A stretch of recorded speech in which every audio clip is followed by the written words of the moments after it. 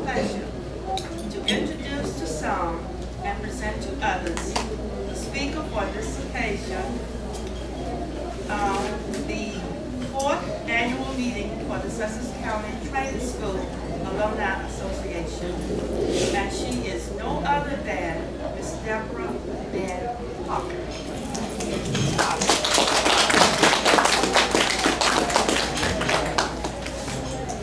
Let me say first, I came for the collard greens. Yeah, one thing that's very important to note is I said, born and raised, homegrown in Waverly. I'm a country girl and still love good eating. So, but first, give an honor to God for being here this afternoon with you all, and for all the blessings that He continues to bestow on all of us, because certainly God is good.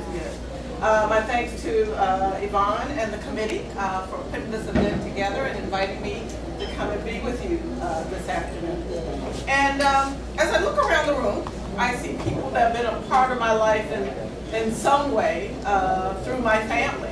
And of course, my uncle, that's my baby uncle, by the way. And I see Lafayette worked with my mother at Allied Chemical for a number of years. I think they even partied together. Little shift parties or whatever they used to call them. I let out a few secrets. And of course, Ms. Turner, who's been a part of the community and our family through the years. One of my classmates is back there on the camera, Clay Minnick's class of 73 from Central High School, and his brother, who was through my mother's and my uncle's classmates, right? Somewhere in between. I'm not your No, you good. But as the old folks say, you can't forget where you come from. So acknowledging these people who definitely have been the forebearers of a lot of things that happened that allowed me to do some of the things that you heard on my bio. Okay. Also, let me say, there might be some distant cousins here too. That's another thing about being in the country. You never know who's related to who. So hello to other cousins. Also, congratulations to the scholarship winners.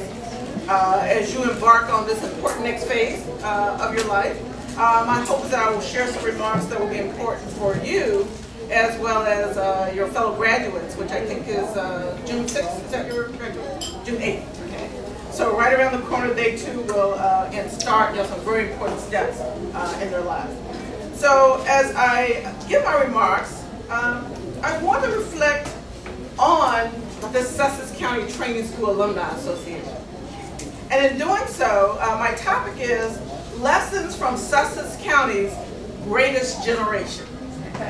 For some of you may have heard that term used before, because Tom Brokaw, anchor with NBC, wrote a book about people of the 1940s, 50s, and called them the greatest generation. And certainly for these folks in the room, there are many reasons why we should call them the greatest generation. There's much to learn from them. Okay? So who are they? They represent a generation of promise, hope, and possibilities, combining a rich history, complex culture, and unique individuality that's very different from other generations. Why? They stood on the cusp of the end of Jim Crow and the dawn of a new day with the historic Brown versus Board of Education case to the Civil Rights Movement. With those things, their life purpose was etched in some remarkable ways. Standing front center, in Sussex County, they witnessed separate and unequal, moved to more separate and a little bit equal, to not so separate and not always equal. Okay. Very important things to note, particularly when it comes to accommodations in education. What they also did was usher in my generation by paving the way with even more promise, hope, and possibilities. Many of them were the first or second tier high school graduates in their families.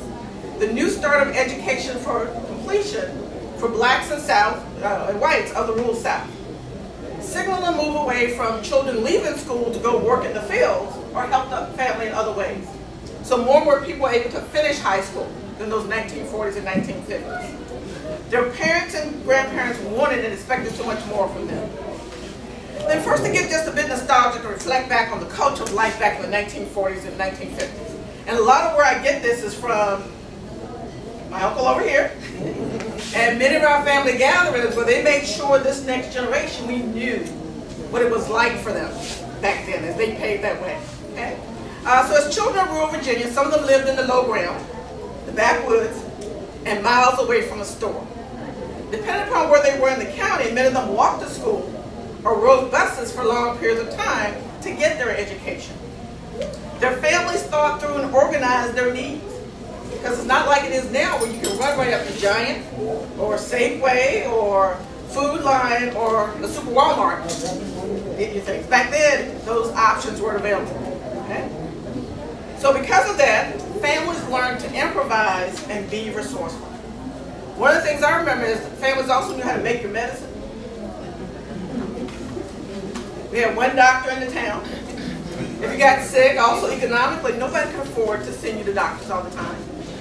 So people knew how to make the stuff to help you feel better. So that resourcefulness, being able to improvise. My grandfather in particular used to make cough medicine. And he used rock candy, some of you nod your heads, lemon, and a special ingredient.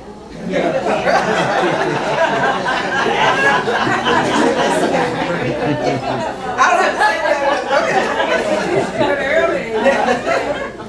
And it turned out as kids, we would want to get a cold so we could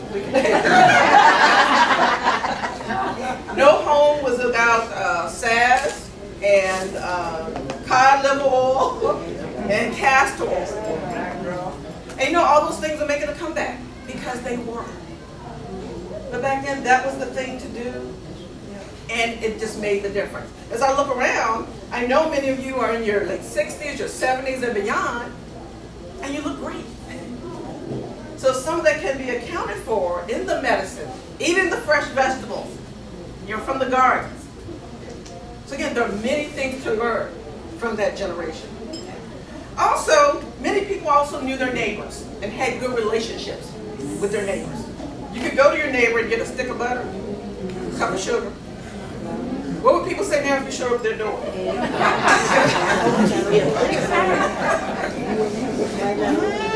But it was about a sense of community and sharing, which is something, again, we look at these lessons that we might need to bring back, to our communities.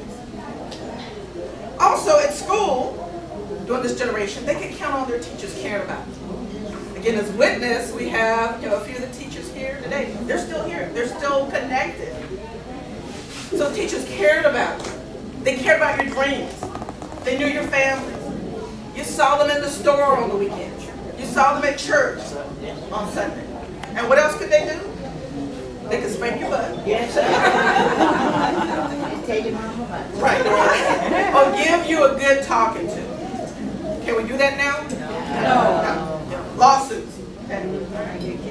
But that discipline that reigned during that time is still something that might need to be brought back today.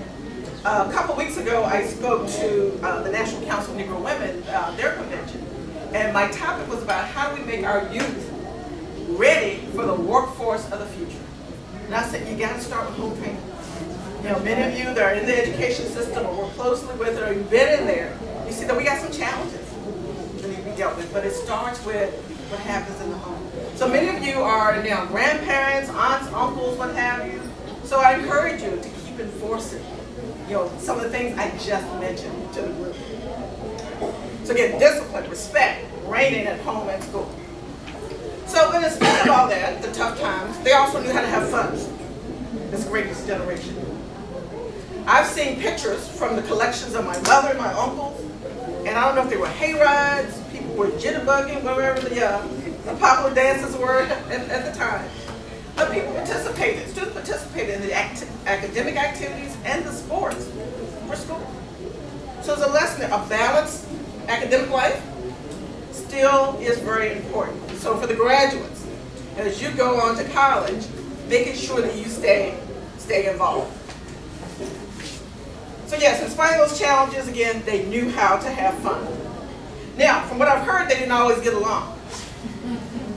There were still fights back during that time.